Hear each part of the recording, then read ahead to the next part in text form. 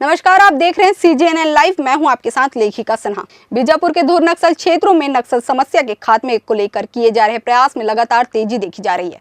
नियत नीलानार योजना का भी जिले में विस्तार हो रहा है। इसी बीच अब पहली बार बीजापुर के दूर नक्सल क्षेत्र जिड़पल्ली में सुरक्षा कैंप खुला।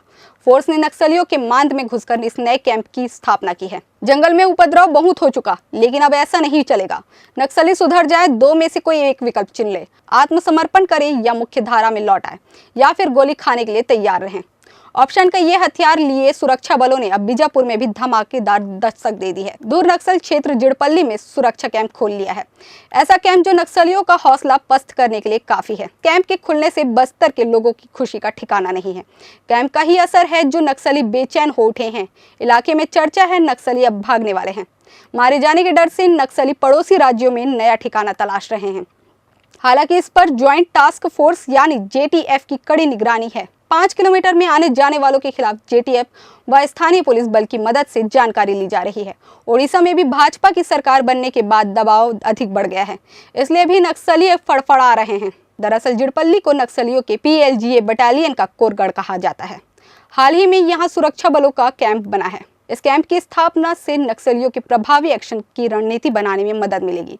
इसके साथ ही आसपास के क्षेत्रों में सड़क और पुलिया निर्माण में भी तेजी आएगी। जिड़पल्ली में सुरक्षा बलों का नया कैंप खुलने से स्थानीय लोगों में इलाके के विकास को लेकर उम्मीद जगी है। नक्सल प्रभावित इलाकों में सड़कों के निर्माण के लिए सुरक्षा बल और पुलिस सुरक्षा देते हैं। ऐसे में इस कैंप की स्थापना से यहाँ सड़क निर्माण का काम रफ्तार पकड़ेगा। लोगों को उम्मीद है कि इस इलाके में पुल के कंस्ट्रक्शन में भी तेजी आएगी। इसके साथ ही कैंप होने से इलाके में मूलभूत सुविधाओं का विकास होगा। यहाँ सुविधाओं के विकास होने से आने वाले समय में लोगों को आसानी होगी। आवागमन के साधन मिल सकेंगे। बीजापुर जिला प्रशासन के मुताबिक नया कैंप खुलने से क्षेत्र में बिजली और पानी की सुविधा उपलब्ध कराई जाएगी। लोगों को जरूरी सुविधाओं का लाभ दिया जाएगा। क्षेत्र में स्वास्थ्य सुविधाओं का विस्तार किया जाएगा और शिक्षा की व्यवस्था भी मजबूत हो जाएगी। बहरहाल माना जा रहा है कि 31 मार्च साल 2026 के बाद कोई ये नहीं कहेगा कि छत्तीसगढ़ नक्सल प्रभावित है, क्योंकि ये टाइमलाइन केंद्रीय गृह मंत्री अमित शाह की दी हुई है। केंद्रीय गृह मंत्री अमित शाह ने 24 अगस्त 2024 को रायपुर में छत्तीसगढ़ में सटे हुए नक्सल प्रभावित राज्यों के अधिकारियों से कहा था कि 31 मार्च 2026 तक देश को पूरी तरह से नक्सलवाद मुक्त करना है।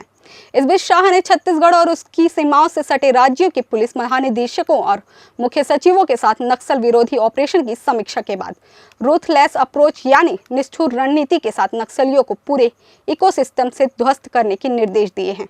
ये भी कहा था कि नक्सली आत्मसमर्पण करे और मुख्य धारा में लौट आए या फिर गोली खाने के लिए तैयार रहें। इसी कड़ी में इन दिनों नक्सलियों को मांद में ही घुसकर मारने की रणनीति पर काम किया जा रहा है। सुरक्षा बल मुस्तैद है और नक्सली पस्त। फिलहाल हमारी खास पेशकश में इतना ही। देश दुनिया की तमाम खबरों के लिए बने रहें CGNN लाइव के साथ, क्योंकि इसमें है क्रेडिबिलिटी एंड करेज। नमस्कार।